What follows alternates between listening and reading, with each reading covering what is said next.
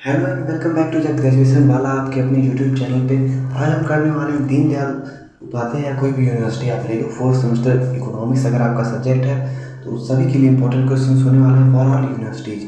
Money banking and public finance इस course का नाम है मुद्रा बैंकिंग एवं सार्वजनिक वित्त। मोस्ट इंपॉर्टेंट क्वेश्चन होने वाले हैं, 100 क्वेश्चन होंगे, उससे बाहर से क्वेश्चन नहीं आएंगे। आप प्रीवियस ईयर पेपर अपना देख सकते हो और एक्स्ट्रा इन्फॉर्मेशन के लिए उसमें भी जो क्वेश्चंस आप पूछे गए होंगे वो क्वेश्चंस इसी से रिलेटेड हैं, उनको भी मैंने एडजस्ट करने की कोशिश की है जो मुझे इम्पोर्टेंट लगा है। तो चलिए देखते हैं। DDU DRU ये सब सभी यूनिवर्सिटीज़ के लिए इम्पोर्टेंट है। BHU CSSU MSDU PSRU BU AMU तो सिद्धार्थ यूनिवर्सिटी तो सभी के लिए इम्पोर्टेंट है। दीनदयाल यूनिवर्सिटी। चलिए देखते हैं क्वेश्चंस पे। आप लोग पेशेंस के साथ अगर पूरा वीडियो देखते हैं, जो भी समझाया जाता है बातों को भी समझते हुए, तो 90% चांसेस हैं कि आप अपने एग्जाम में अच्छा करके आएंगे। कम से कम 8 CGPA आपका इसमें भी आ जाएगा इकोनॉमिक्स में। तो चलिए शुरू करते हैं वीडियो। और वीडियो अच्छा लगेगा तो चैनल सब्सक्राइब जरूर कीजिएगा दोस्तों। What is the primary function of money? पैसे का मुख्य कार्य क्या है? What is the primary function of money? Store of value, मूल्य का संग्रह, मीडियम ऑफ एक्सचेंज, विनिमय का माध्यम, स्टैंडर्ड ऑफ डिफर्ड पेमेंट, स्थगित भुगतान का मापदंड, यूनिट ऑफ अकाउंट, लेखांकन की इकाई। तो मीडियम ऑफ एक्सचेंज जो है आपका प्राइमरी फंक्शन है मनी का। मीडियम ऑफ एक्सचेंज, विनिमय का माध्यम, और एक और फंक्शन है प्राइमरी में आपका money as a measure of a value. ठीक है, 2 फंक्शंस होते हैं जो आपके प्राइमरी फंक्शन है मनी के। ठीक, the most basic and essential function of money is to serve as a medium of exchange. पैसे का व्याख्या, पैसे का सबसे मौलिक कार्य विनिमय का माध्यम होता है। According to Gresham's law, what happens when the bad and good money circulate together. Gresham के नियम क्या कहता है? जब खराब और अच्छा पैसा साथ में प्रचलन होते हैं तो good money drives out bad money, bad money drives out good money, both circulates equally, only good money remains in circulation। तो ग्रेसम ने कहा था bad money drives out of good money. तो ग्रेसम का नियम कहता है कि खराब पैसा अच्छे पैसे को चलन से बाहर कर देता है। स्टेटमेंट दे के भी पूछ सकता है कि भाई ये स्टेटमेंट किसका है, मतलब bad money drives good money from circulation, खराब पैसा अच्छे पैसे को प्रचलन से बाहर कर देता है, ऐसा स्टेटमेंट किसका है? तो आप लोग याद रखिएगा, ग्रेसम जो एक ब्रिटिशर थे। विच of the following is not a function of money? निम्नलिखित में से कौन पैसे का कार्य नहीं करता है? Measure of value, medium of exchange, production of goods, store of value. तो ऑप्शन सी सही हो जाएगा यहाँ पे। और तीनों चीज़ें हैं जो मीडियम ऑफ एक्सचेंज जो फंक्शंस हैं मनी की, लेकिन प्रोडक्शन ऑफ गुड्स वस्तुओं का उत्पादन मनी से फंक्शन में नहीं आता है। Money helps in exchange not in actual production. पैसा केवल विनिमय में सहायक होता है, उत्पादन में नहीं। अब मैं सारे MCQ में आंसर सीधा बताता चलूँगा, ठीक है, एक्सप्लेन करूँगा, आंसर बताऊँगा, सारे ऑप्शंस नहीं पढ़ूंगा। Which type of economy uses money mainly for planning purposes? किस प्रकार की अर्थव्यवस्था में पैसा मुख्य रूप से योजना बनाने के लिए प्रयोग होता है? तो ऑप्शन बी यहाँ पर सोशलिस्ट, समाजवादी में। In socialist economy money is used for accounting and planning. समाजवादी अर्थव्यवस्था में पैसा योजना और लेखांकन के लिए प्रयोग होता है। What does the quantity theory of money relate to? मुद्रा की मात्रात्मक सिद्धांत किससे संबंधित है? इंटरेस्ट रेट से, ब्याज दर से, वैल्यू ऑफ मनी से संबंधित है, पैसे की मूल्य से संबंधित है। It explains the relationship between the quantity of money and it's value. यह मुद्रा की मात्रा और उसके मूल्य के बीच का संबंध बताता है। अगर मुद्रा की मात्रा बढ़ रही है मार्केट में तो वैल्यू ऑफ मनी कम हो जाती है और जो प्राइस रहती है वो हाई हो जाती है चीज़ों की। तो याद रखिएगा, मतलब क्वांटिटी ऑफ मनी बढ़ेगा तो आप लोग का प्राइस भी बढ़ेगा, ये याद रखना है आपको, ठीक, क्योंकि ये भी आ सकता है आपके MCQ में। Who formulated the cash transaction version of the quantity theory of money? मुद्रा की मात्रात्मक सिद्धांत के नगद लेन देन संस्करण को किसने प्रस्तुत किया है? ऑप्शन सी यहाँ पर इरविंग फिशर ने दिया है। Cash transaction approach of quantity theory of money, नगद लेन देन संस्करण के सिद्धांत को किसने दिया है? इरविंग फिशर ने दिया है। Irving Fisher gave the equation mv equal to PT in a cash transaction approach. Irving Fisher ने नकद लेन देन के लिए mv इक्वल टू पीटी भी याद रखिएगा समीकरण प्रस्तुत किया है। और ये भी क्वेश्चन आ सकता है mv जो है सप्लाई साइड से है ऑफ मनी है को दिखाता है और pt जो है वो डिमांड ऑफ मनी को दिखाता है। आगे चल के इन्होंने थोड़ा सा इसको चेंज भी किया था इक्वेशन को, वो भी इक्वेशन आपसे पूछा जा सकता है, तो अभी मैं आप लोग को बता देता हूँ। इस समय जो इक्वेशन आपकी लिखी हुई है ये जाके आगे इन्होंने लेटर बाद में इसको थोड़ा सा चेंज किया था अपनी इक्वेशन में, जिसको हम बाद में इन्होंने एक्सचेंज किया था, ठीक, जो कि आप देख सकते हो। तो चलिए देखते हैं अगला क्वेश्चन। याद रखिएगा एक फॉर्मूला भी जो बताया गया ऊपर। In cash balance approach whose name is prominent. नकद शेष पद्धति में किस अर्थशास्त्री का नाम प्रमुख है? Option B Alfred Marshall. Marshall contributed to the cash balance approach. नकद शेष पद्धति के लिए मार्शल का योगदान प्रमुख है। What is the token money? Token money क्या है? Money with intrinsic value, money with no intrinsic value but accepted as a legal tender. Token money has a face value more than its intrinsic value. Token money का आंतरिक मूल्य उसके अंकित मूल्य से कम होता है। मतलब जैसे एक कागज़ का टुकड़ा है जिस पे 10 रुपये लिखे हुए हैं, 100 रुपये लिखे हुए हैं, तो वो तो है एक कागज़ का टुकड़ा ही, उसको हमने टोकन मनी के हिसाब से दे दिया कि भाई ये 100 है तो है, लेकिन उसकी वैल्यू अगर आप मार्केट में अगर आज RBI कह रहे भाई मैंने इसको मतलब बंद करता हूँ इंडिया में 100 का नोट नहीं चलेगा, तो उसकी कोई वैल्यू नहीं रह जाएगी। लेकिन अगर वो सोना हो तो उसकी वैल्यू हमेशा रहेगी, ठीक है। जैसे उसमें इंट्रेंस सोने के सिक्के हो तो उसका वैल्यू हमेशा रहेगा, चाहे वो चलन में सरकार द्वारा बंद भी कर दिया जाए।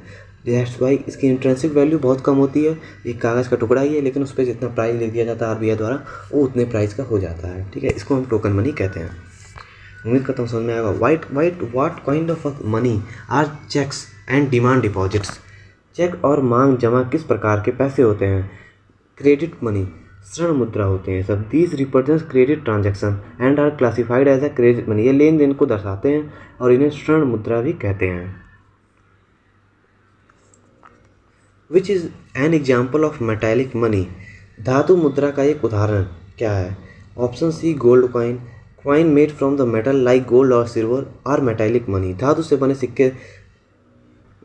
बने सिक्के जैसे सोने के सिक्के धातु मुद्रा होते हैं। अब आइए यहाँ पे आपको देख सकते हो यूनिट चेंज होगा।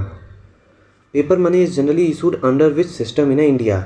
भारत में कागजी मुद्रा सामान्यतः किस प्रणाली के अंतर्गत जारी किया जाता है? Proportional reserve system, minimum reserve system, currency. Option B यहाँ पर सही हो जाएगा, minimum reserve system. In India the RBI issues currency under minimum reserve system. भारत में न्यूनतम रिजर्व प्रणाली के अंतर्गत कागजी मुद्रा जारी की जाती है। ये भी आप लोग से क्वेश्चन आ सकता है कि 1 रुपये का सिक्का या 1 रुपये की नोट कौन इशू करता है? तो फाइनेंशियल इंस्टीट्यूशंस इशू करते हैं इंडिया के। What does Indian index number measures? What does index number measures? सूचांक संख्या किसे मापती है? प्राइस लेवल चेंज को। Index number measures the change in the general price level. सूचांक संख्या सामान्य मूल्य स्तर में हुए परिवर्तनों को मापती है। It is what is included in the cash balance approach of a money demand. पैसे की मांग के नकद शेष पद्धति में क्या शामिल होता है? All motive for holding money. It includes transaction precautionary and speculative motives. इनमें लेन देन, एहतियात और सट्टा उद्देश्यों को भी शामिल किया जाता है। मतलब कैश बैलेंस अप्रोच में अपने मनी को होल्ड करने की बात होती है यहाँ पे। The demand for money is equal to the total value of all goods and services transacted during a given period of a time. इसको हम कैश ट्रांजैक्शन अप्रोच कहते हैं। कैश बैलेंस अप्रोच, एक मिनट, एक कैश ट्रांजैक्शन अप्रोच कहते हैं। Cash balance approach में cash reserve के फॉर्म में रख लिया जाता है, कुछ आदमी रखने की कोशिश करता है, इसी को कहते हैं। इसमें लेन देन, एहतियात और सट्टा उद्देश्यों को शामिल किया जाता है। All motives for holding money, money को होल्ड करके अपने पास रखने के लिए। पहले ऐसा सिस्टम था कि लोग सोचते थे भाई सेविंग नहीं होती है क्लासिकल्स, बाद में धीरे धीरे 3 आए तो ये सब चीज़ें चेंज हुई हैं। वे सिस्टम यूजेस गोल्ड और silver coins as a standard money. कौन सी प्रणाली सोने या चांदी के सिक्के को मानक मुद्रा के रूप में उपयोग करती है? Option D metallic standard. Metallic standard uses metal coins as a money. धातुक मानक प्रणाली में धातु के सिक्के का उपयोग किया जाता है। What is the major drawback of a barter system which money overcomes? वस्तु विनिमय प्रणाली की कौन सी मुख्य कमी थी जिसे पैसा दूर कर देता है? Option B, lack of medium of exchange.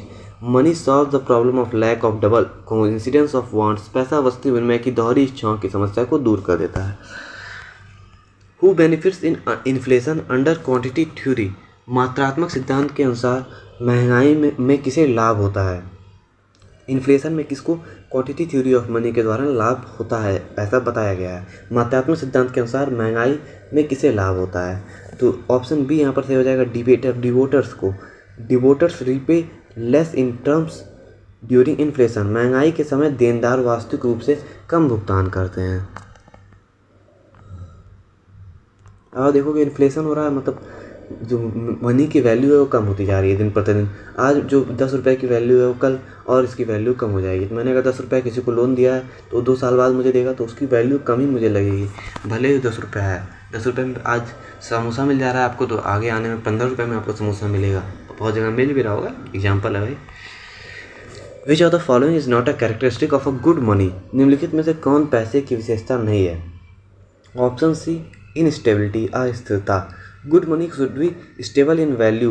व्याख्या, अच्छे पैसे का मूल्य स्थिर होना चाहिए। तो गुड कैरेक्टरिस्टिक ऑफ मनी, निम्नलिखित में से पैसे की विशेषता क्या है? नहीं है, नहीं पूछा गया है। तो इनस्टेबिलिटी, अस्थिरता नहीं रहेगी भाई। स्टेबल मनी जो है वही होनी चाहिए हमारी। मनी हमेशा स्टेबल रहना चाहिए, ठीक है। मैंने थोड़ा सा नोट नहीं देखा था। Which index number is use to measure Indian inflation, या फिर इन्फ्लेशन इन इंडिया। तो भारत में महंगाई मापने के लिए कौन सा सूचांक प्रयुक्त होता है? ऑप्शन ए, CPI, उपभोक्ता मूल्य सूचांक। Consumer price index is used for measuring inflation that affects consumer.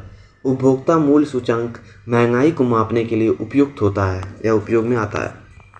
What does the velocity of money indicates in quantity theory of money. मात्रात्मक सिद्धांत में मुद्रा की गति क्या दर्शाती है? Option B, speed at which money circulates. तो वेलोसिटी ऑफ मनी, मुद्रा की गति क्या दर्शाती है? ये स्पीड दिखाती है कि कितने हाथों से एक बार किसी एक given period of a time में किसी एक समय में दी गई समय अवधि में एक नोट 100 रुपये का, या कुछ एग्जांपल ले लेते हैं, 100 रुपये का नोट कितने हाथों से होकर गुजर रहा है, तो उसी को हम कहते हैं वेलोसिटी ऑफ अ मनी। तो it refers to how fast money changes hands. यह दर्शाता है कि मुद्रा कितनी तेज़ी से उपयोग में आ रही है। Which monetary system does not involve metallic money. कौन सी मौद्रिक प्रणाली में धातु मुद्रा नहीं होती है? ऑप्शन सी, पेपर स्टैंडर्ड में धातु मुद्रा नहीं होती है। Paper standard is based on a fired currency and does not require metallic banking. कागजी मानक प्रणाली में केवल कागज मुद्रा धातु की आवश्यकता नहीं होती है। What is included in the supply of money. अब यूनिट चेंज हुआ जाके 20 क्वेश्चन, शायद एक यूनिट 2 यूनिट से 20 क्वेश्चन है, फिर आगे एक्स्ट्रा बढ़ेंगे। अगर वीडियो ज़्यादा लंबा होगा तो 2 पार्ट में वीडियो बना दिया जाएगा भाई, कोई घबराने की जरूरत नहीं है। चैनल सब्सक्राइब करके रखना। वीडियो अच्छा लग रहा हो तब तक लाइक कर दो भाई, बहुत मोटिवेशन मिलता है और फिर और वीडियोज़ आप लोग के लिए बना पाऊँगा मैं, अगर आप लोग का लाइक आता रहेगा तो। नहीं तो एक बार के लिए लगता है कि भाई इकोनॉमिक्स वाले बच्चे उतना नहीं देख रहे हैं, नहीं लाइक हो रही है, तो भाई दूसरा ही बना लेते हैं। What is included in the supply of money in the narrow sense? M1, संकुचित अर्थों में मुद्रा आपूर्ति M1 में क्या शामिल होता है? Currency plus demand deposit plus other deposit with RBI। M1 यही है, M1 equal to currency plus demand deposit plus other deposit with RBI। M1 includes currency with public demand deposit plus other deposits. M1 सार्वजनिक के पास मुद्रा जमा और RBI के पास अन्य जमा शामिल होते हैं, तो याद रखिएगा भाई। High powered money consist of. उच्च संचालित मुद्रा में क्या शामिल होता है? High powered money consist of, तो उच्च संचालित मुद्रा में क्या शामिल होता है? तो सी ऑप्शन से हो जाएगा आपका, currency with public plus cash reserve with banks. High powered money equal to currency with public plus cash reserve with banks. उच्च संचालित मुद्रा, सार्वजनिक के पास मुद्रा तथा बैंक के पास नगद भंडार, इसको हम शॉर्ट में C+R भी कहते हैं। और HPM को, हाई पावर्ड मनी को B से भी डिनोट किया जाता है, और C+R इसको हम शॉर्ट में कहते हैं, मतलब H इक्वल टू C+R, जिसमें आप शॉर्ट में इसको करेंसी कह सकते हो, उसमें reserve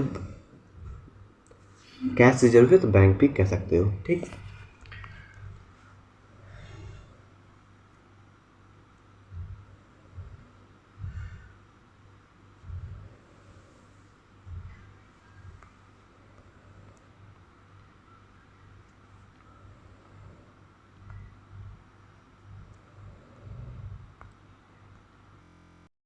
what is money multiplier? मुद्रा गुणक किसे कहते हैं या क्या होता है? तो ratio of money to high powered money. Ratio होता है मनी सप्लाई का और हाई पावर्ड मनी का, जिसको हम कहते हैं multiplier, money multiplier. Money multiplier equal to money supply upon high powered money. मुद्रा आपूर्ति अपॉन उच्च संचालित मुद्रा, जिसको आप यम अपॉन एच भी कह सकते हैं। Which of the following affects the more supply in the economy? Which of the following affects money supply in the economy? निम्नलिखित में से कौन अर्थव्यवस्था में मुद्रा आपूर्ति को प्रभावित करता है? निम्न में से कौन अर्थव्यवस्था में मुद्रा आपूर्ति को प्रभावित करता है? Option D, CRR, SLR, bank rate, तीनों प्रभावित करते हैं सप्लाई ऑफ मनी को, मनी के सप्लाई को इकोनॉमी में। All this affects bank ability to create credit and influence money supply. ये सभी बैंक के ऋण देने को, क्रेडिट देने की क्षमता को प्रभावित करते हैं और इस प्रकार मुद्रा आपूर्ति को भी प्रभावित कर देते हैं। Who controls the supply of money in India? Bharat में मुद्रा आपूर्ति को कौन नियंत्रित करता है? Option C, reserve bank of India. The reserve bank of India controls monetary policy and money supply. भारत में मुद्रा आपूर्ति को भारतीय रिजर्व बैंक द्वारा नियंत्रित किया जाता है। What is included in M3 measure of money supply? M3 मुद्रा आपूर्ति में क्या शामिल होता है? M3 में ऑप्शन बी सही हो जाएगा आपका यहाँ पे, M1 plus time deposit with banks. M3 equal to M1 plus time deposit with banks. अब M1 क्या होता है मैंने पहले क्वेश्चन में आपको बता दिया है, अब यहाँ पर बार बार बताने की जरूरत नहीं पड़नी चाहिए। C plus DD plus OD अगर आप जानना चाहते हैं। What happens to money supply if CRR increases? यदि CRR बढ़ता है तो मुद्रा आपूर्ति पर क्या प्रभाव पड़ता है? अगर CRR बढ़ेगा, CRR इंक्रीज करेगा तो जो आपकी मुद्रा आपूर्ति है, मनी सप्लाई ऑफ मनी है, वो कम हो जाएगी, डिक्रीज करेगी। Higher CRR means bank hold more reserves reducing lending capacity. अधिक CRR बैंकों की ऋण देने की क्षमता को घटाता है, क्रेडिट देने की क्षमता को घटाता है, जिससे मुद्रा आपूर्ति घट जाती है। अगर CRR होता क्या है? CRR होता है जो कॉमर्शियल बैंक्स होती हैं वो कुछ हिस्सा अपने बैंक का कैश के फॉर्म में रिजर्व बैंक को देना पड़ता है, एक नियम है, ठीक है।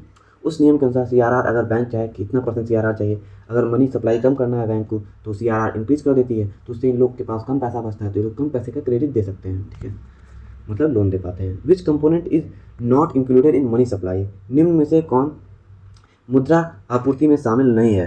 गोल्ड रिजर्व जो है वो मुद्रा आपूर्ति में शामिल नहीं होते हैं। Currency with public, demand deposit, cash reserve with bank, ये सब शामिल होते हैं। यही सब याद रखना, आपको गोल्ड रिजर्व याद करने की जरूरत नहीं, लेकिन क्या क्या शामिल होते हैं, कंपोनेंट्स क्या हैं, तो ये याद रखिए, currency with public, demand deposit, cash reserve with banks. Which concept represents the most liquid form of money? कौन सा रूप सबसे तरल मुद्रा को दर्शाता है? M1 is most liquid cash and demand deposit. M1 सबसे तरल है क्योंकि इसमें नकद और मांग जमा शामिल होते हैं। आप लोग के दिमाग में कॉन्सेप्ट आ रहा होगा भाई लिक्विडिटी ऑफ मनी होता क्या है, तो मुद्रा का तरल सिद्धांत क्या होता है, या फिर कॉन्सेप्ट ऑफ लिक्विडिटी क्या होती है। तो तरलता से अभिप्राय है आधे एसेट को बिना किसी विलंब, कठिनाई अथवा क्षति के नकद मुद्रा के रूप में बदल देने की क्षमता से है, ताकि उसका इच्छानुसार उपयोग किया जा सके। मतलब अगर कोई भी डिमांड डिपॉजिट्स हैं वो सबसे तरल हैं, आप जब चाहोगे बैंक से निकाल सकते हो, तो वैसे ही जो सबसे जल्दी आप निकाल लो उन्हीं को बैंक से आप तुरंत मांगो, तुरंत मिल जाए वो पैसा आपको, बैंक का आपका अपना, उसको हम ज़्यादा लिक्विड मानेंगे, ठीक। मनी सप्लाई इंक्रीजेज वैन, मुद्रा आपूर्ति कब बढ़ती है? Bank lending increases, money supply increase when, मुद्रा आपूर्ति कब बढ़ेगी? जब बैंक ज़्यादा लोन देना शुरू कर देगा। More lending means more money created through credit creation, सर्च सृजन से मुद्रा आपूर्ति बढ़ जाती है। The main determinant of money multiplier is, मुद्रा गुणक का मुख्य निर्धारक क्या है? Option C, cash reserve ratio है मनी मल्टीप्लायर का सबसे मुख्य डिटर्मिनेंट, मुख्य निर्धारक cash reserve ratio. High CRR reduces multiplier, अगर CRR हाई है तो मल्टीप्लायर कम होगा। लोअर CRR, अगर CRR कम है तो मनी मल्टीप्लायर आपका ज़्यादा होगा। अधिक CRR मुद्रा गुणक को घटाता है और कम CRR उसे बढ़ा देता है। What type of currency system does India follow? Bharat में किस प्रकार की मुद्रा प्रणाली का पालन हो रहा है? Paper currency standard, option C यहाँ पर से हो जाएगा। India follow the paper currency standard under RBI, भारत में कागजी मुद्रा प्रणाली है जिसे RBI द्वारा संचालित किया जाता है। Which of the following is not a part of high powered money, निम्न से कौन उच्च संचालित मुद्रा का भाग नहीं है? Currency with public, cash with banks, demand deposits जो हैं वो हाई पावर्ड मनी में नहीं आते हैं। Demand deposits are not a part of money supply, not high powered money. मांग जमा मुद्रा आपूर्ति का भाग नहीं होते हैं, मुद्रा आपूर्ति का भाग नहीं होते हैं, उच्च संचालित मुद्रा का भाग नहीं होते हैं। मनी सप्लाई इज है, मुद्रा आपूर्ति होती क्या है? यह एक स्टॉक वेरिएबल है, एक स्टॉक कॉन्सेप्ट है, मतलब स्थिर रहता है, लेकिन it is measured at a point in time अगर ये कोई पॉइंट ऑफ टाइम किसी विशेष समय पर मापा जा रहा है तो इसके लिए एक स्टॉक वेरिएबल है, ऐसा इन्होंने लिखा है, लेकिन ये गलत हो गया है, यहाँ फिर फ्लो वेरिएबल हो जाएगा।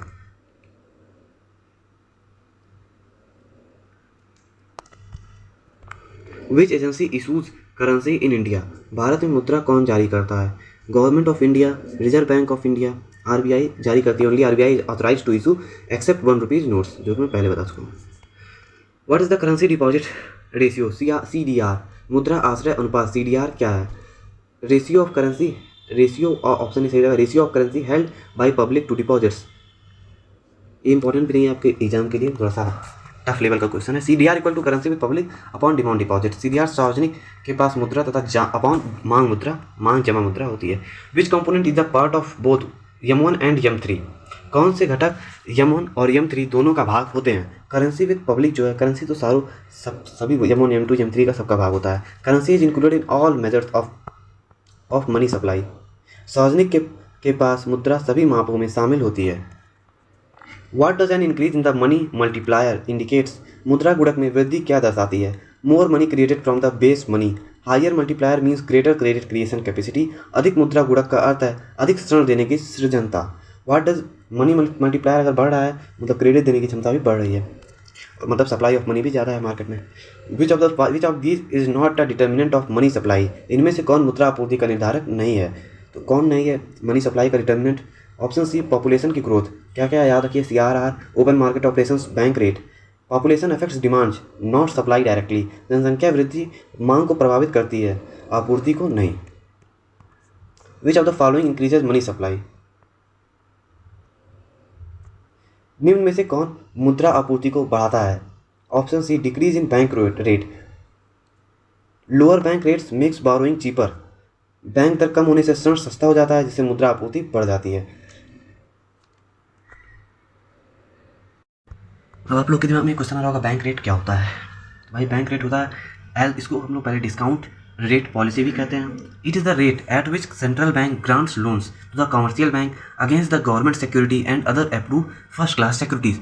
मतलब सेंट्रल बैंक द्वारा जो ग्रांट्स लिए जाते हैं कॉमर्शियल बैंक के द्वारा, सेंट्रल बैंक देता है ग्रांट्स कॉमर्शियल बैंक को किसके रूप में? जो गवर्नमेंट सिक्योरिटीज़ होती हैं उनके रूप में, तो उसको हम कहते हैं bank rate. What is the primary function of commercial bank? वाणिज्य बैंकों का प्रमुख कार्य क्या होता है? Tax collection, money lending and accepting deposits. तो money lending and accepting deposits.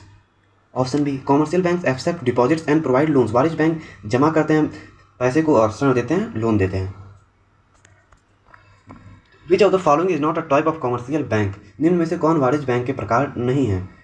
Public sector bank, private sector bank, cooperative sector bank. Central bank जो है एक कॉमर्शियल बैंक नहीं होता। Central bank is not a commercial bank. Central bank के अंदर commercial bank आते हैं। क्रिएशन इज बेस्ड ऑन, ऋण सृजन किस पर आधारित होता है? क्रेडिट क्रिएशन में लोन का क्रिएशन। इनिशियल डिपॉजिट्स पे, bank uses initial deposits to create credit through lending. Bank प्रारंभिक जमा का उपयोग करके ऋण सृजन के लिए कार्य करता है। इनिशियल डिपॉजिट्स जिसको हम प्राइमरी डिपॉजिट भी कहते हैं, जो हम बैंक में पैसा ले जाके डिपॉजिट कर रहे हैं उसको हम प्राइमरी डिपॉजिट कहते हैं। उसी को बाद में बैंक लोन देता है। सीधा सीधा समझिए, ज़्यादा डेप्थ में जाने की जरूरत नहीं है भाई, क्योंकि MCQ करा रहा हूँ आपको, पेपर नहीं कर रहा हूँ। MCQ जितना क्वेश्चन बन सकता है वही बताऊँगा। What limit credit creation bye commercial bank? वाणिज्य बैंकों द्वारा ऋण सृजन का को क्या सीमित करता है? All of the above answer से हो जाएगा आपका CRR भी, SLR भी, पब्लिक डिमांड फॉर कैश भी। All of these factors reduces bank lending ability. यह सभी कारक बैंक की ऋण देने की क्षमता को सीमित करते हैं। What is included in the liabilities of the bank? Bank की देनदारियों में क्या शामिल होता है? कस्टमर्स का डिपॉजिट जो है वही बैंक की लेन देन में शामिल होता है। Deposits are liabilities as bank own them to customer. जमा बैंकों की देनदारी होती है क्योंकि वह ग्राहकों को देना होता है। What is the main asset of a commercial bank? वाणिज्य बैंकों की मुख्य संपत्ति क्या होती है? Option B, loan and advances जो होते हैं वही उनकी संपत्ति होती है। Loan generate income and assets, ऋण आय उत्पन्न करते हैं, इसलिए यह सीमित संपत्ति होती है क्योंकि लोन किसी को देना नहीं है। प्राइमरी डिपॉजिट जो आदमी डिपॉजिट कर रहा है वो कभी भी मांग सकता है, उसकी डिमांड कर सकता है, लेकिन लोन से इनको जो प्रॉफिट हो रहा है वो इन्हीं का है। The process of a credit creation is also known as, ऋण सृजन की प्रक्रिया को क्या कहा जाता है? Option B deposit multiplication. Deposit multiplication कहा जाता है क्रेडिट क्रिएशन की प्रक्रिया को, ऋण सृजन की प्रक्रिया को। Deposit multiplication, banks multiply deposit through lending. Bank ऋण के माध्यम से जमा को कई गुना बढ़ा सकते हैं। When were 14 major banks nationalised in India. Bharat में 14 प्रमुख बैंकों का राष्ट्रीयकरण कब हुआ है? 1969 में हुआ था। Most important question, previous year paper में भी आपका क्वेश्चन आया था। First major nationalisation occurs in 1969। 14 बैंकों का राष्ट्रीयकरण 1969 में हुआ था, जो कि सबसे बड़ा राष्ट्रीयकरण था भारत में। The second phase of nationalisation of banks happened in. बैंकों के राष्ट्रीयकरण का दूसरा चरण कब चालू होता है? तो पहला चरण हो गया, फिर सेकंड चरण कब चालू होता है? 1980 में। पहला 1969 में, दूसरा 1980 में। 6 मोर बैंक्स वेयर नेशनलाइज। इसमें 6 और बैंक्स नेशनलाइज किए जाते हैं। 1980 में 6 और बैंकों का राष्ट्रीयकरण किया जाता है। Which of the following was a reason for nationalising banks. बैंकों को के राष्ट्रीयकरण का एक प्रमुख कारण क्या था? Option C expanding rural banking. Rural areas में बैंकिंग को एक्सपेंड करने के लिए नेशनलाइजेशन किया जा रहा था। रूरल मतलब गाँव में। Nationalisation aim at financial inclusion. राष्ट्रीयकरण का उद्देश्य ग्रामीण क्षेत्रों तथा बैंकिंग पहुंचाना था। ग्रामीण क्षेत्रों तक बैंकिंग को पहुंचाने के लिए किया गया था। What is a schedule commercial bank. अनुसूचित वाणिज्य बैंक क्या होते हैं? What is schedule commercial banks. Schedule banks are listed. What is schedule commercial banks. अनुसूचित वाणिज्य बैंक क्या होते हैं? शेड्यूल बैंक्स क्या होते हैं? Schedule banks are listed in RBI schedule. Option B यहाँ पर हो जाएगा, included in RBI second schedule. जो बैंक आरबीआई के द्वितीय अनुसूची में होते हैं उन्हें हम अनुसूचित बैंक कहते हैं। इसके लिए करना क्या होता है बैंकों को सेकंड शेड्यूल में जाने के लिए आरबीआई के, तो भी जान लीजिए।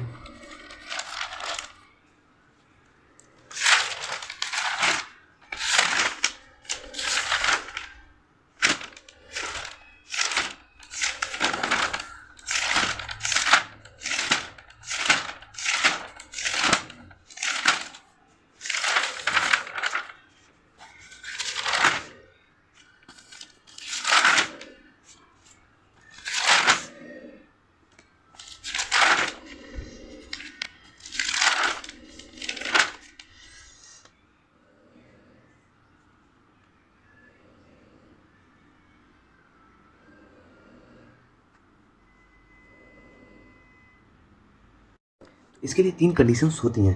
जो पहला condition, the paid of capital and reserve of the bank must be less than 5 lakh. तो जो कैपिटल है और रिजर्व जो है वो अपने रिजर्व आरबीआई को देना होता है, वो 5 लाख से कम नहीं होना चाहिए। तो मतलब 5 लाख रुपये रिजर्व होने चाहिए आरबीआई के पास, तभी आप शेड्यूल बैंक बन सकते हो। दूसरा कंडीशन है, the bank must deposit 3% of their demand and time liabilities with RBI in the form of cash reserve. तो अपना 3% जो है डिमांड एंड टाइम लायबिलिटीज को आरबीआई के पास देना होता है। मतलब कुछ 3% पैसे आपको देने पड़ते हैं कैश रिजर्व के फॉर्म में मिनिमम, और भी ज़्यादा आप दे सकते हो। The bank must send to the reserve bank a statement of their financial affairs every week. RBI को अपने हर हफ्ते फाइनेंशियल स्टेटमेंट जो भी हैं बैंक्स को अपने आरबीआई को देने होते हैं हर वीक। तो आप बन सकते हो शेड्यूल बैंक, मतलब जो भी बैंक हैं। और जो ये सब काम नहीं कर पाता हो, non schedule bank. Which reform was introduced post 1991 in the banking sector. 1991 के बाद बैंकिंग क्षेत्र में कौन सा सबसे बड़ा सुधार आया था? Liberalisation of interest rates. Post liberation reforms included deregulating interest rates. 1991 के बाद ब्याज दरों में को मुक्त किया गया था। ये सबसे बड़ा रिफॉर्म था 1991 में। इंटरेस्ट रेट को कम कर दिया गया था, खत्म कर दिया गया था। विच of the following is a public sector bank. निम्नलिखित में से कौन पब्लिक सेक्टर बैंक है, एक सार्वजनिक क्षेत्र का बैंक है?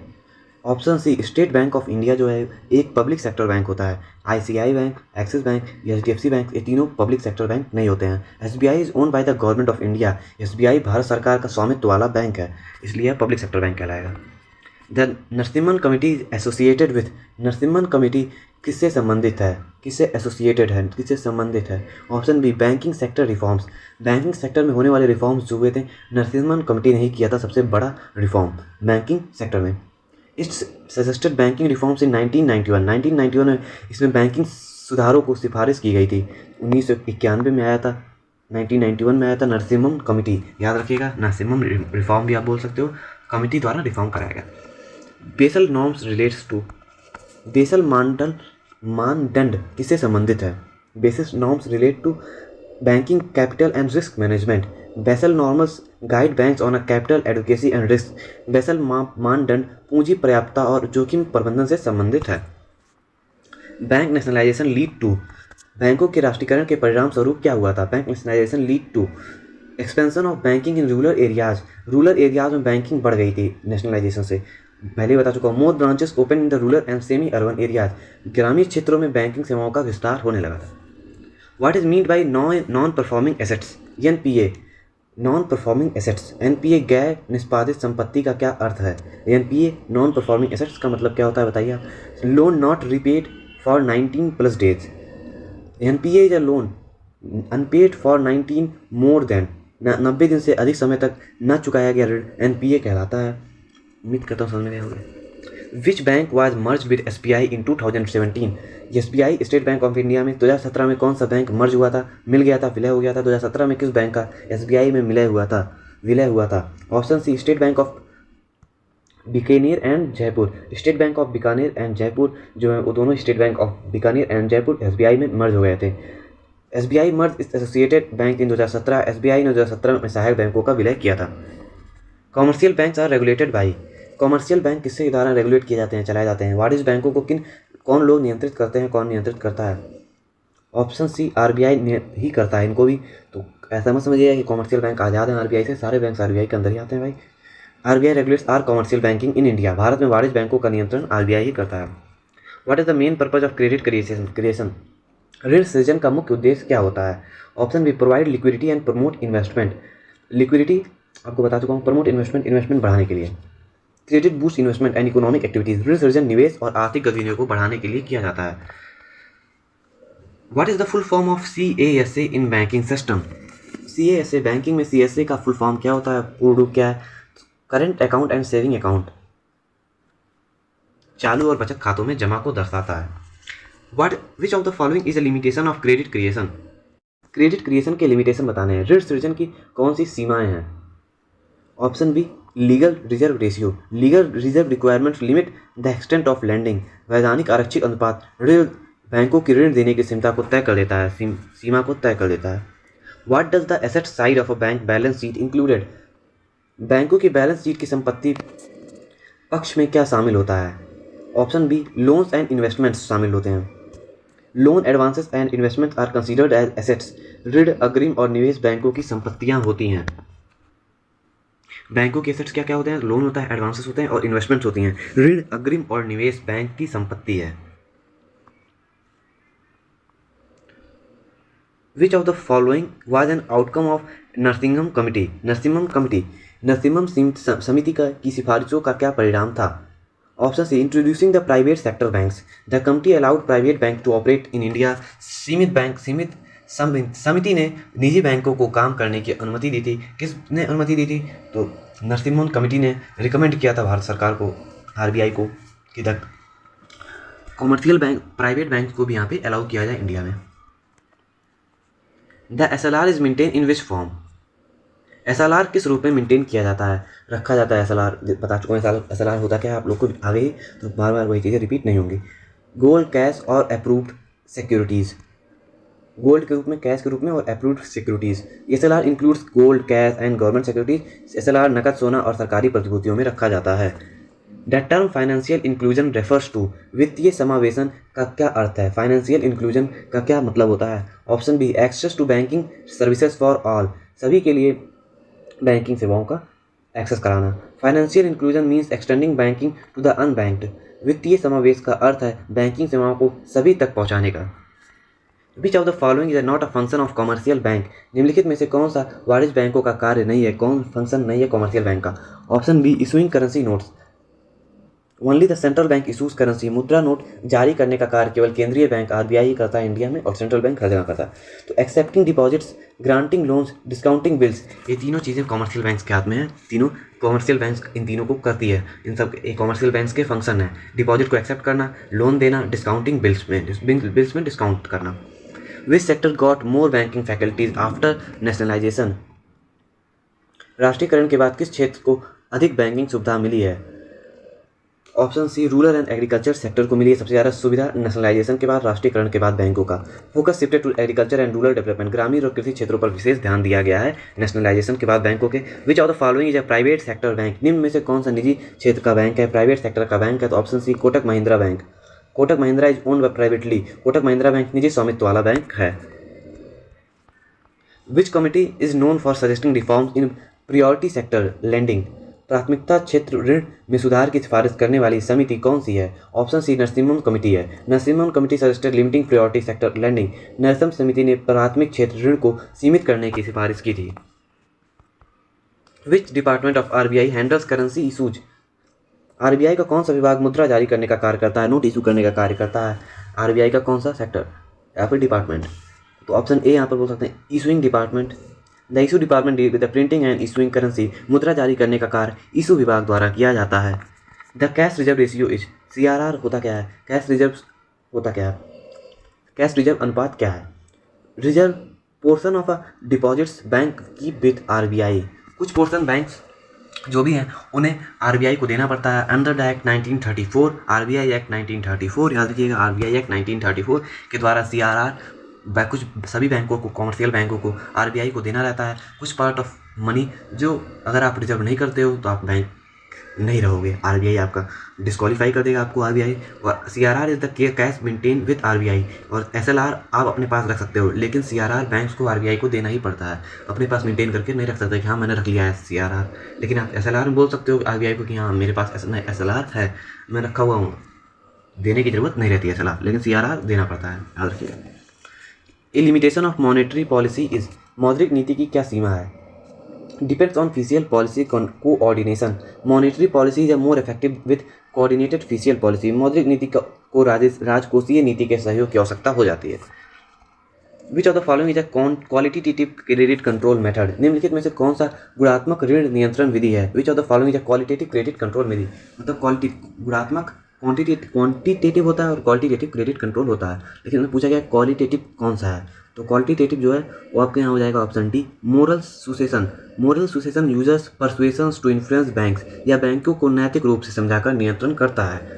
Repo rate, bank rate, open market operation, ये सब क्वांटिटेटिव क्रेडिट कंट्रोल मेथड है। Which function does the RBI perform as a banker to the government? RBI सरकार के बैंक के रूप में कौन सा कार्य करती है? Option C managing public debt and accounts, RBI सरकार के खाते और ऋण का प्रबंधन करती है।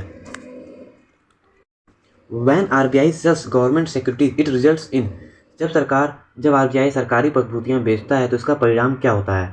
डिक्रीज इन मनी सप्लाई में डिक्रीज होने लगता है। When RBI sells government security, जब आरबीआई गवर्नमेंट सिक्योरिटी सेल करेगा तो उसको कॉमर्शियल बैंक जाके खरीदेंगे।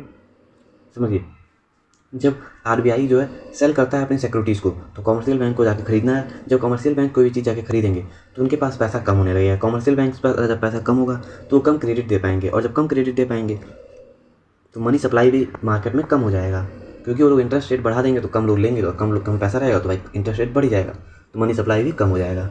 Selling securities withdraws money from the economy, प्रतिभूतियों की बिक्री से अर्थव्यवस्था से धन बाहर निकाला जाता है।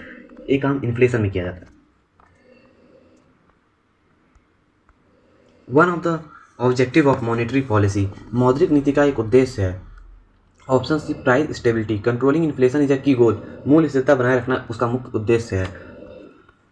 Selective credit control is used to, चयनात्मक ऋण नियंत्रण का उपयोग किसके लिए किया जाता है? Option B control inflation in specific sectors, या कुछ वस्तुओं में मुद्रास्फीति को नियंत्रण करने के लिए किया जाता है। Selective credit control is used to control inflation in specific sectors, कुछ जगह जहाँ ज़्यादा पैसा हो जाता है कुछ सेक्टर्स में, तो वहाँ से पैसों को कम करने के लिए वहाँ पे क्रेडिट कम कर दिया जाता है, या फिर कहीं कम पैसा है किसी सेक्टर में तो वहाँ पे क्रेडिट बढ़ा दिया जाता है कि भाई थोड़ा सा कम रेट में क्रेडिट मिलेगा, इस पर इंटरेस्ट कम लगेगा तो ज़्यादा लोग लेंगे, यही है। Which instrument is used to absorb excess liquidity, अधिशेष तरलता को अवशोषित करने के लिए कौन सा साधन प्रयोग में लाया जाता है? Increasing reserve repo rate, repo rate को बढ़ा देने से अपने आप मनी सप्लाई कम हो जाती है। Higher reserve repo rate attracts more funds to RBI, उच्च रेपो रेट से आरबीआई में अधिक राशि जमा करते हैं।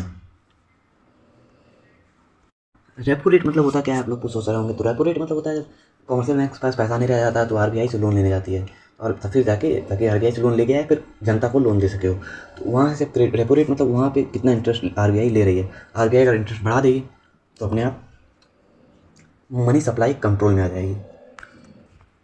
Which of this is not an objective of monetary policy in India, Bharat में निम्न में से कौन सा मौद्रिक नीति का उद्देश्य नहीं है? Election funding, election funding is not related to monetary policy. चुनाव वित्त पोषण मौद्रिक नीति का उद्देश्य नहीं होता है। The RBI maintains the foreign exchange reserves under which function. RBI maintain करता है फॉरेन एक्सचेंज रिजर्व्स को अंडर विच फंक्शन, किस फंक्शन में। आरबीआई विदेशी मुद्रा भंडार किस कार्य के अंतर्गत रखता है। Option B exchange control authority के अंतर्गत फॉरेन एक्सचेंज रिजर्व्स रखे जाते हैं आरबीआई द्वारा। RBI manages foreign exchange under FEMA. आरबीआई विदेशी मुद्रा प्रबंधन एफईएमए के तहत विदेशी मुद्रा संचालित करती है। Which method directly affects the cost of credit. कौन सी विधि ऋण की लागत को सीधे प्रभावित करती है। ऑप्शन सी बैंक के रेट। बैंक कितने रेट पे आपको लोन दे रहा है वो सीधे आपको प्रभावित करेगा क्रेडिट को। A higher bank rate means borrowing costlier. Bank दर बढ़ने से ऋण महंगा हो जाता है। What is the significance of monetary policy committee MPC. मौद्रिक नीति समिति का महत्व है, क्या महत्व है। It sets the repo rate. Repo rate set करते हैं। रेपो रेट कौन सेट करता है, मॉनेटरी पॉलिसी कमिटी सेट करती है, याद रखिएगा। Quantitative credit control is concerned with. मात्रात्मक ऋण नियंत्रण का संबंध किससे होता है, ओवरऑल मनी सप्लाई से ही होता है। It targets the volume of credit in the economy, या अर्थव्यवस्था में कुल ऋण पर ध्यान देते हैं। विच of the following is not a function of central bank. Central bank का इसमें से कौन फंक्शन नहीं है, तो accepting fix deposit from the public. Public से आरबीआई का कोई लेना देना नहीं होता। जहाँ भी पब्लिक की बात है मतलब आरबीआई का फंक्शन नहीं होगा। Only commercial bank accept deposit. केवल वाणिज्य बैंकों द्वारा जनता से जमा स्वीकार किया जाता है। भाई बहुत मेहनत लगा इस वीडियो को बनाने में। मिनिमम मेरे 4-10 घंटे गए हैं, 5 से 6 घंटे गए हैं इस वीडियो को बनाने में। लाइक चैनल सब्सक्राइब जरूर कीजिएगा भाई लोग। मिलते हैं अगले वीडियो में। और इस वीडियो को जितना हो सके अपने फ्रेंड से भी शेयर करना मत भूलना भाई। और जो भी क्वेश्चन बताए गए हैं एकदम इंपॉर्टेंट है। अगर आप पढ़ के जाते हो तो विश्वास कीजिए आपके अच्छे नंबर आएंगे। क्वेश्चन से ध्यान नहीं देना है, जो मैंने बातें बोली हैं उसको भी ध्यान देना है। मतलब 1 से 2 बार वीडियो अच्छे से देख लीजिएगा और थोड़ा सा स्पीड बढ़ा के देखिएगा ताकि 2 बार आप लोग वीडियो देख सकें। और थोड़ा सा स्पीड बढ़ाओगे तो मेरी स्पीड स्लो ही है, ज़्यादा तेज़ में पढ़ाया नहीं हूँ क्योंकि फ़ोन से रिकॉर्डिंग करने में कितने तेज़ कोई बढ़ा सकता है। ठीक है, मिलते हैं अगले वीडियो। जय हिंद।